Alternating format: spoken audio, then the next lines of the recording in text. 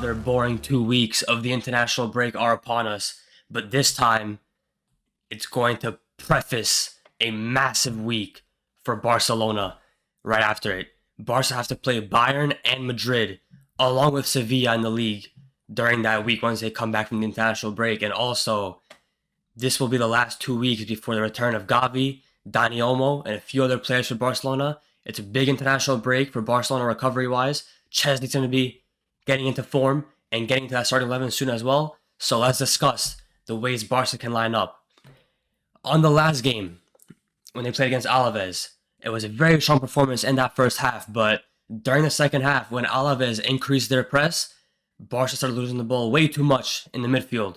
And I think Pedri playing higher up had to do with that. Barca didn't have too much control due to the double pivot of Eric Garcia and Casado. So I think the return of Dani Olmo, who's going to go back into that attacking midfielder role, with Pedri dropping back deep into that double pivot next to Casado, is going to play a pivotal role in maintaining ball control in the midfield and building up with Pedri in the double pivot and then Olmo in the attacking half.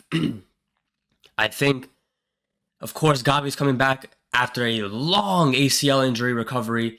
It's literally been almost a year. It's 11 months or so. And, of course, he's not going to come back and just be a world beater again. But if he comes back stronger, hopefully this ACL injury hasn't affected his career in a very negative way. But if he comes back and he picks up eventually where he left off, he continues improving as a footballer. He's still very young. He's going to be very important to Barcelona's team, not just now, but for the years to come. And I think he's definitely going to have to be eased in. It's not going to be 90-minute matches, especially the Bayern Madrid games where there are high-intensity matches. He's going to have to be eased in. But hopefully he comes in and has an impact within the first 2 months or so.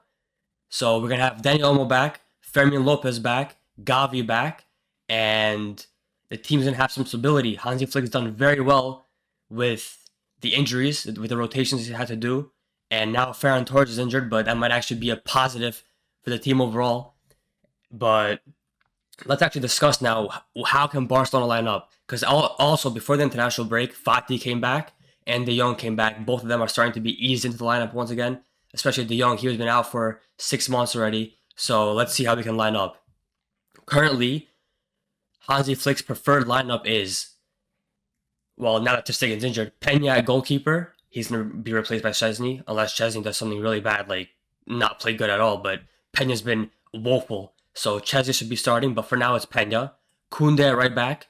Kubarsi and Inigo Martinez, who, by the way, both have been absolutely immense at center back. Balde, of course, at left back. He's the only good left back they have in the team right now. A double pivot CDMs of Casado and Pedri. And then Rafinha on the left, Olmo in the middle before he got injured, Yamal on the right, and of course Lewandowski up top. And I think it's going to be interesting because that pivot, Casado's been very good, but De Jong doesn't have the defensive abilities to replace him.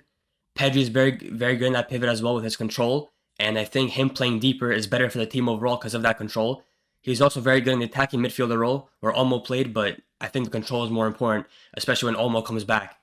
So De Jong's back, but it's going to be interesting to see how he rotates that midfield because De Jong's good in the midfield. He has a very good progressive carries when he takes the ball and starts running up into that final third, but his defensive ability is not that great. Casado came in this season. He's been very good, especially after Bernal's injury.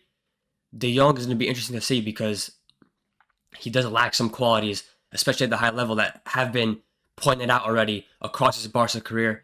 Gavi, when he comes back, he's either going to have to play in the pivot role or that left winger spot because I think Olmo and Rafinha can play the attacking midfielder role in the middle way too well. And there's already enough depth in that side. Unless Fati becomes very good again, like he was before he got injured back in 2021, I think Gavi can play a good shift in that left wing spot. But for now, he's going to be very good in that double pivot. Once again, this pivot's going to be imperative now with the players that are coming back.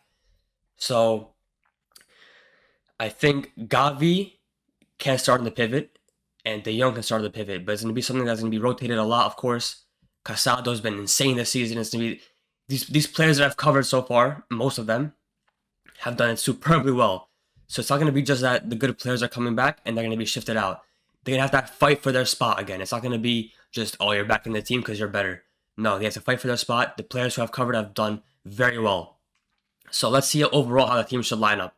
And should, as in how they should line up for these 2 games that are important after the international break. So, I think Chesney should be in goal 1,000%. There's nothing Chesney can do to make himself worse than Pena, because Pena's been so bad. So if Chesney in goal, right back Koundé. Koundé's been immense this season at right back, and of course Barca doesn't have too many other right backs to cover there. Koundé's been insane though, so he's going to remain there. Once Araujo comes back, it's going to be massive for this high-line Barca team because he has the speed and aggression and physicality to recover if someone with pace does get over that defensive line. Hansi Flick's going to have to drop that defensive line a bit deeper, especially against Madrid, who has Mbappe and players that can exploit that high line. But for now, it's going to remain Kubarsi and Inigo Martinez. They've done very well. Balde's going to stay the same. So in the defensive line, it all remains the same, except for Chesney in the goalkeeper role. Double pivot. The problem with the double pivot right now is that the players who are coming back have been injured for far too long to come in and do something important. So they're going to have to be eased back in. The double pivot should remain Casado and Pedri. But when the players all come back and they're all back into form, they've been eased in already. I'd like to see a pivot of Pedri and Gavi. I'd like to see a pivot of De Jong, Pedri, Gavi, Casado. Casado, De Jong. It's going to be interesting. Flick should definitely try out multiple combinations, especially with Bernal's injury. Bernal was insane, but Casado's there for now. Right wing, Yamal, no matter what, doesn't matter. Attacking midfielder, 1,000% Dani Olmo. Dani Olmo's been insane in that attacking midfielder role. If he didn't get injured, he might actually be on 12 assists and 10 goals this season so far. But unfortunately, that injury, of course, Barcelona can have a simple season. It has to be injuries or referee or BS going on, but it is what it is. Take it on the chin. Left wing Rafinha. He's been one of the best players in the world, if not the best player in the world this season. He's literally everywhere. He plays attacking midfielder. He's everywhere. He plays left wing. He's everywhere. He goes back and forth. He creates chances. He scores goals. He's been immense this season. World beater. He definitely starts at left wing. And of course, as striker, because Barca doesn't have another good striker right now, and Fati's still recovering and getting eased back into things. Lewandowski, 10 or 11 goals in the league this season in 9 matches. He's been insane. He's recovered form. Last season, he was very poor. He's recovered form, of course. Hansi Flick knows how to use him. He peaked in his Bayern career, in his whole career, to be honest, under Hansi Flick back in 2020 and 2021. So he's going to be very important again this season. He's started off superbly well, and let's see how many goals he can score. But for the meantime, it's going to be a very similar lineup to how it's been so far, due to the fact that all the injuries that have come back now, they're all big injuries. No one's been injured for like 1 or 2 weeks. They've all been players injured that have been 6 months, 7 months, 1 year, whatever it may be. So they have to be eased in. But overall, I like to see Hansi Flick try combinations, rotate a lot of players. I think it's going to be interesting when the whole team's back. Hopefully, when the whole team's back, nobody else is injured. Araujo and Christensen back are going to be imperative. Gavi, when he's going to be back in form, is going to be imperative. So let's see what can happen. But this is my thoughts for now. Of course, there's still 2 weeks of international break left. It just started.